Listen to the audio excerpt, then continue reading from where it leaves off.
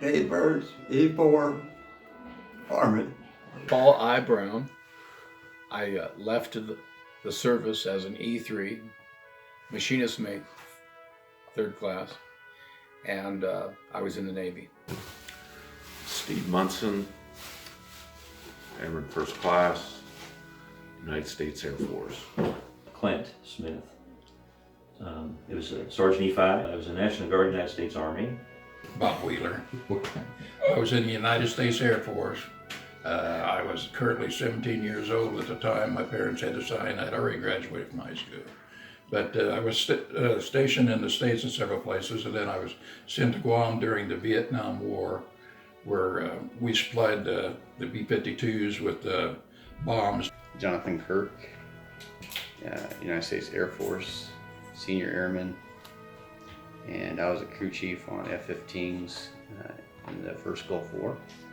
And our unit was the first one in, but basically we escorted U-2s, the reconnaissance aircraft, and the bombers and stuff in the first Gulf War.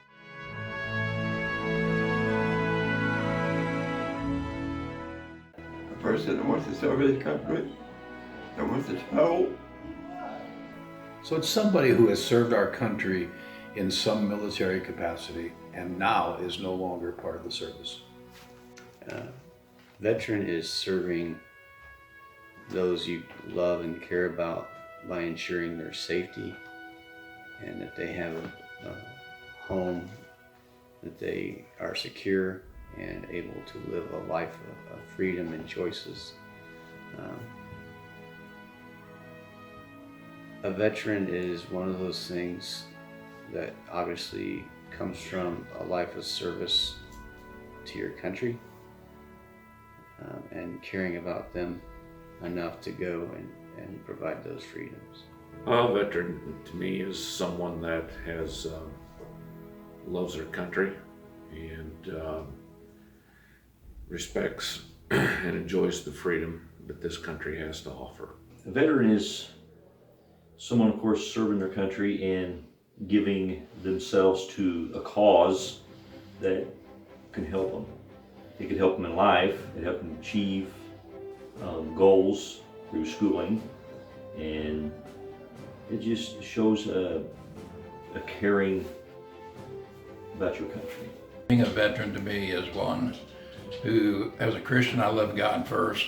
Secondly, I love my country. I was raised, and all the men in my family have all been in the service.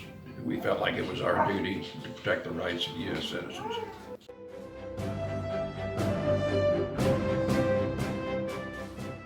Because I was drafted, but I knew I was going anyway. So. Well, sadly, the reason that I joined the military was to get away from home. There was a lot of tension at home when I was a kid, and that was my reason for serving, to get away from home. Well, the reason I served was because it was something that the Air Force had always intrigued me at the time, and so it was something that I wanted to explore and do. And at the time, the country was going through some real issues with high unemployment rate, and it gave me an opportunity to have a job and hopefully start out what I was hoping would be a possible career. The reason I served or joined was, of course, many years ago. So I done that at a young age, hoping to take on some new skills and schooling, which I did. It took many over the 15 years. So it was a very good experience, which I still have today inside. I mean, I don't lose my experiences or my those things that I learned. So it was always a good opportunity to become some of the person I have today. I was 17. I was really immature at 17 years old. I had no idea what I wanted to do after I graduated. And so I joined the service to give me some time to grow up and also to learn some kind of trade or something to use in my life.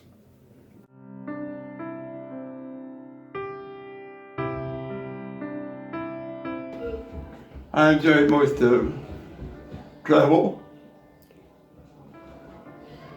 Travel in the different states, different countries. So a fond memory of the military. Yes. Let me first off qualify this by saying that I served during a non-combat time.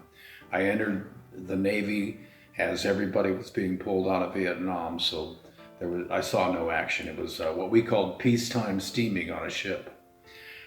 Something that happened one time, I was down at the front of the ship on what we call the forecastle. That's that deck area inside of the bow. And somehow the anchor had been released and the brake that holds it back wasn't working. And so it was flying, just flying out of the capstan, out the little hole and going down into the ocean. This shipyard worker took one of our mooring lines, which is about, 3 inches in diameter, and he reached around this moving chain and loosely tied a knot without touching the chain. And the other end was secured to something. And then he stood back and kind of gave it a little pull, and it drew itself tight, and then it kind of stretched like a rubber band a little bit and pulled back and stopped that chain. That chain weighed 86 pounds a link. The anchor on the other end was 14 tons. That's pretty amazing that that rope, of course it wouldn't have been 14 tons in water, it'd have been a little lighter, but it's pretty amazing that that guy thought to do that and made that kind of a knot that would tighten itself once it got a hold of the chain, and how that stretched out and then relaxed and everything was safe. I have a lot of good memories of friends, and some of my favorite memories are when my buddies and my military family that I served with had to go through some hard times and deal with some things. In particular, when Khobar Towers was bombed, that military family came together, and we were able to perform and respond to that threat and what happened there. But it was a feeling like no other. That family atmosphere was very much alive, and the support we provided each other and how we dealt with that situation. And although it was a terrible situation, it was also a defining moment, or what I call a life-changing moment for me.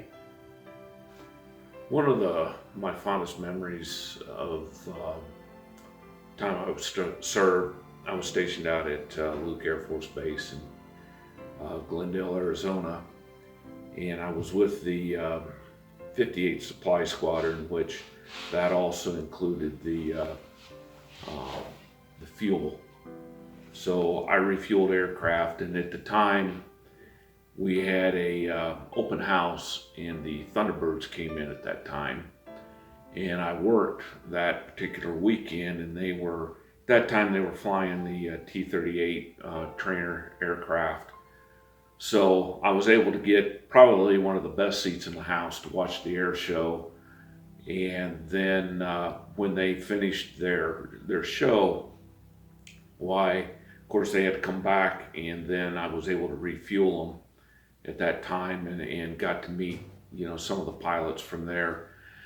But the precision and stuff that they did was not, that you've seen in the air, was not just in the air, but it was also when they would come in to park the aircraft.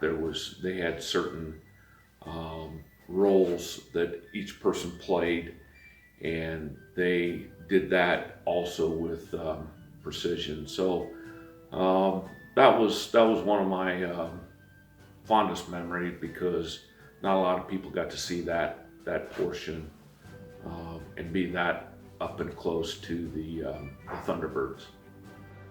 There's so many. There's the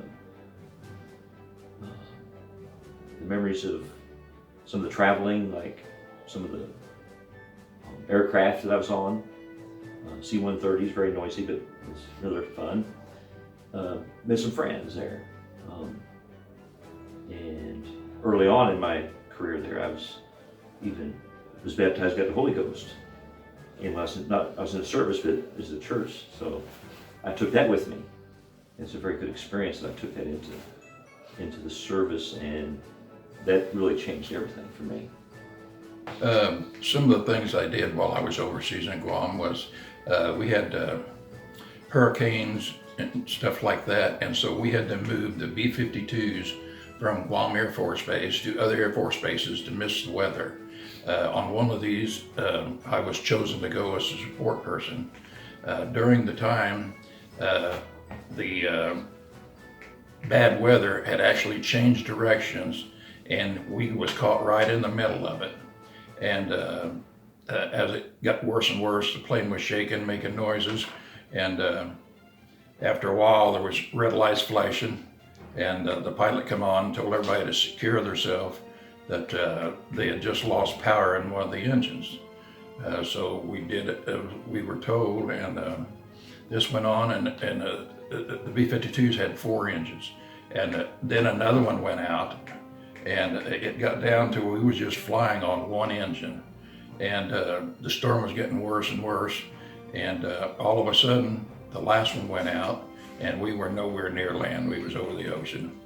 So he was reading off of his meter how many feet we were before contact in the ocean, and when he got down to 50 feet, all of a sudden there was this loud noise, and I woke up. It was a dream.